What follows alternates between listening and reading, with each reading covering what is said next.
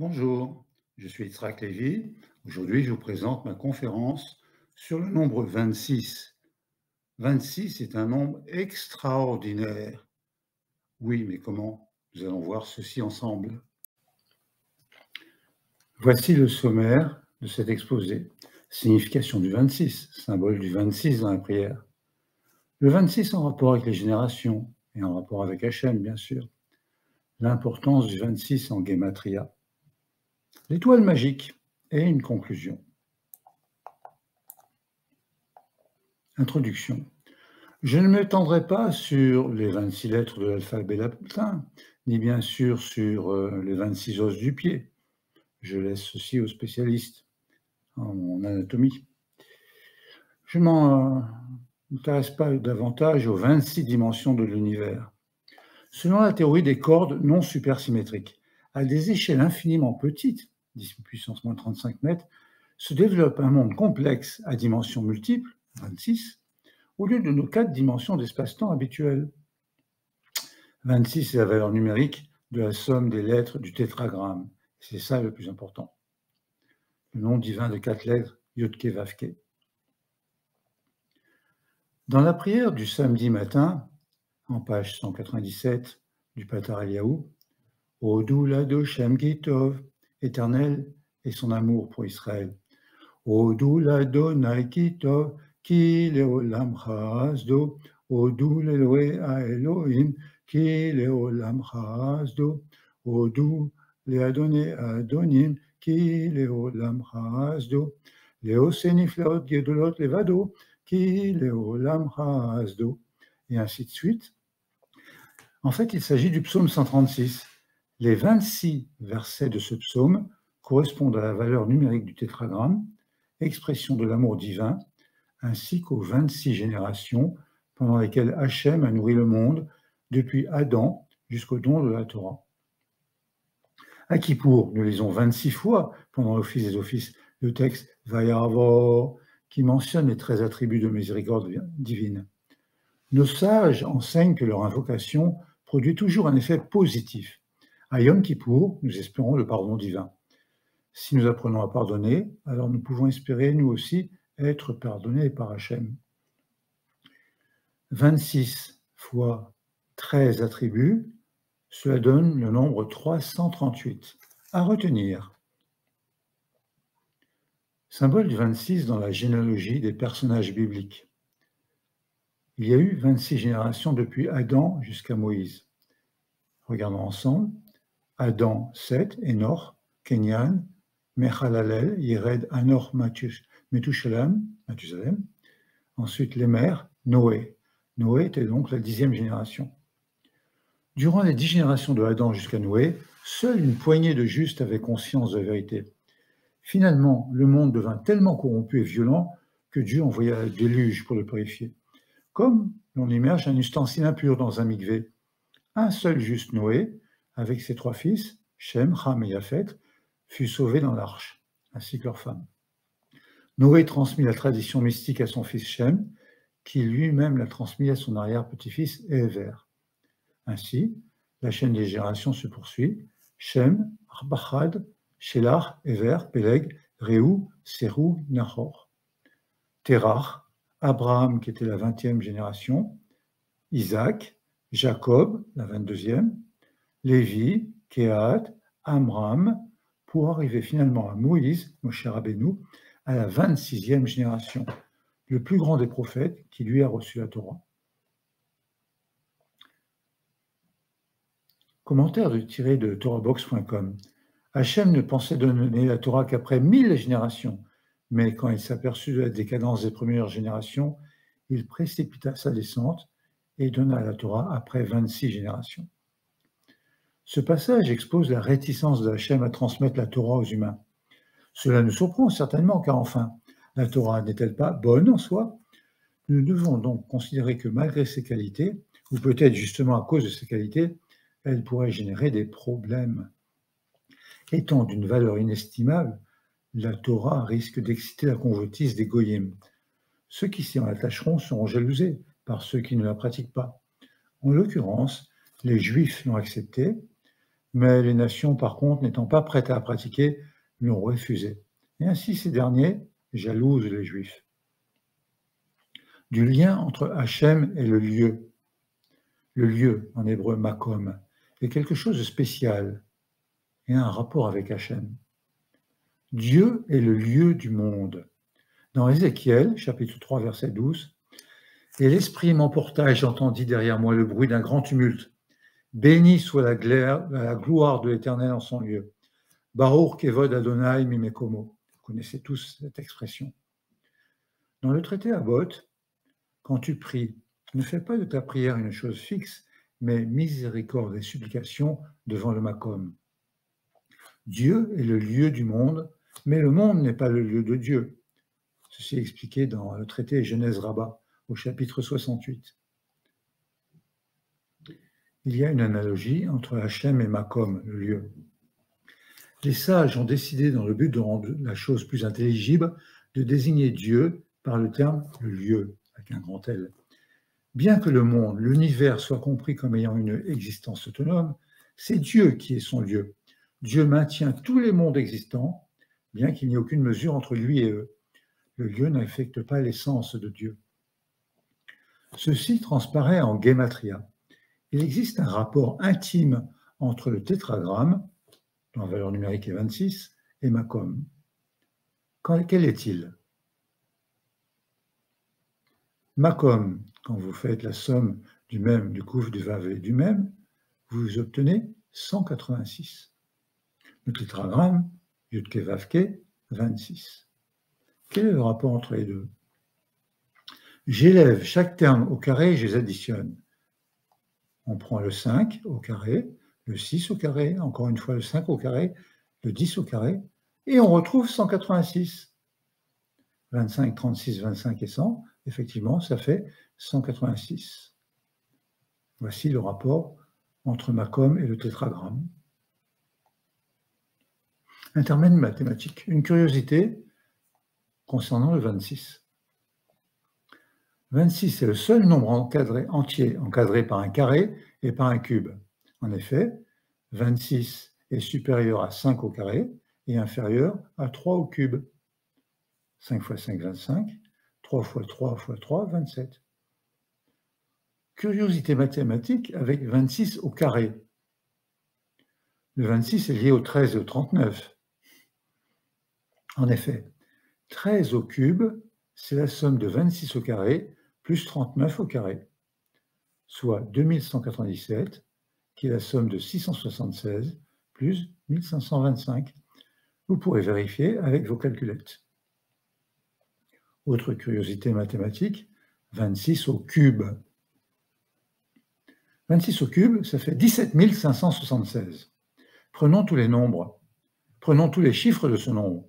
1 plus 7 plus 5 plus 7 plus 6, on retrouve 26.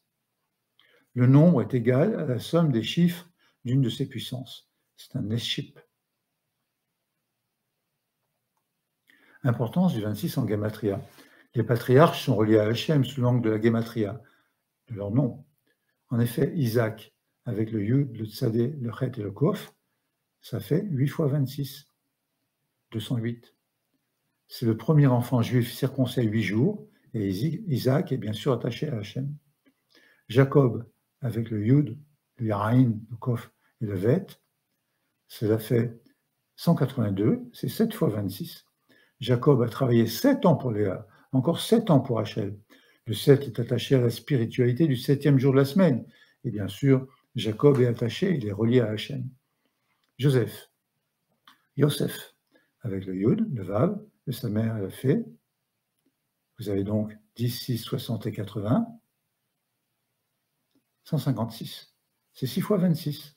Joseph, pour lequel 6 représente la matérialité, le monde physique achevé en 6 jours. Et Joseph a sauvé l'Égypte de la famine. Il a géré ainsi les besoins matériels, d'une part de sa famille et d'autre part de tout le pays d'Égypte. Et bien sûr, Joseph est relié à Hachem. La sainteté de Joseph, 156, est à relier à la sainteté de Tzion, 156 également. C'est grâce à un zèle jaloux, Kina, qui vaut 156 aussi,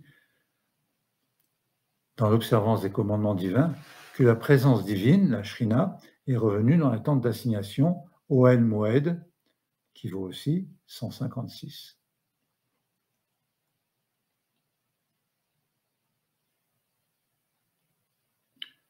Le Zohar compare le flux lumineux du Shabbat à la rosée du ciel, dont la valeur numérique est 39.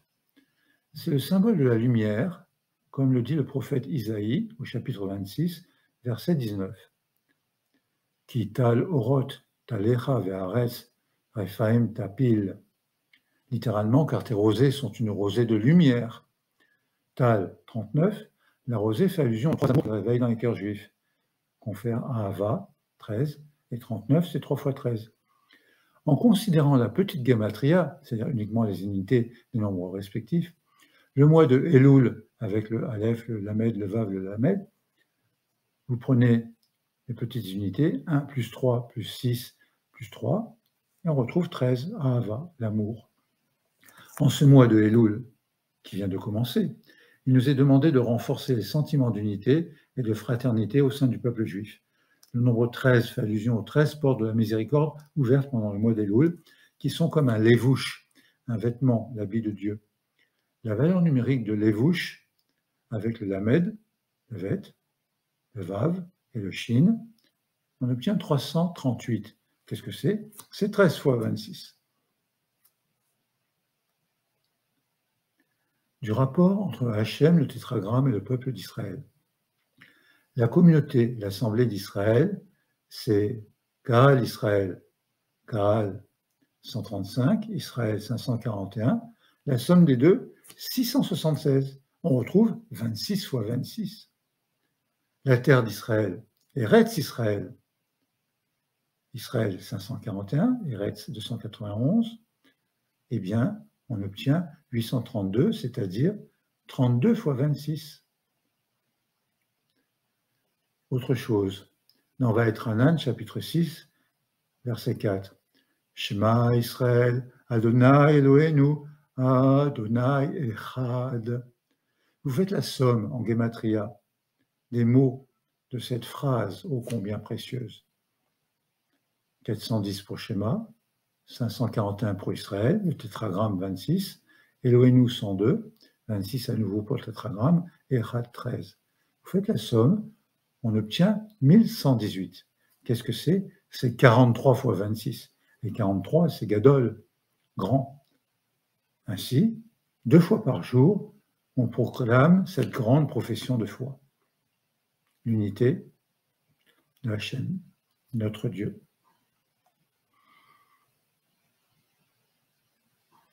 Dans la prière des Kohanim, à la Paracha Nasso, chapitre 6, versets 23 à 27, la troisième bénédiction est au verset 26. Que l'Éternel dirige son regard vers toi et t'accorde la paix. En hébreu, Yissa Adonai, Panav Elecha, V'yasem Lecha Shalom. Vous faites la somme en gematria, et cet ensemble est égal à 1326. Vous pourrez vérifier avec votre calculette. Or, 1326, c'est 51 fois 26, encore un multiple de 26. Une étoile magique avec le 26. Comment obtenir 26 sur tous les segments de l'étoile de David en utilisant une fois une seule les nombres de 1 à 12? Regardez bien. J'inscris chacun des nombres sur une pointe de l'étoile juive. Par exemple, le 1 en haut, je poursuis sur un segment 7, 8, 10. Faites la somme, vous obtenez 26. Je continue sur un autre segment, celui-ci. Hop, à nouveau 26. Je continue sur celui-là, à nouveau 26. Et encore sur celui-là, à nouveau 26. Sur tous les segments de cette étoile, la somme des 12 premiers nombres donne 26. Une autre façon de trouver cette solution, en répartissant les nombres de la façon suivante. 12, 5, 6 et 3, à nouveau 26. 10, 1, 8 et 7, à nouveau 26. 11, 1, 2 et 12, 26 toujours. 7, 4, 6 et 9, à nouveau 26, 10, 2, 5 et 9, 26. 26 est intimement lié avec l'étoile juive. À propos de cette étoile, où j'ai réparti les nombres sur les segments, sur les pointes et aux intersections, regardez bien. Je la reproduis ici.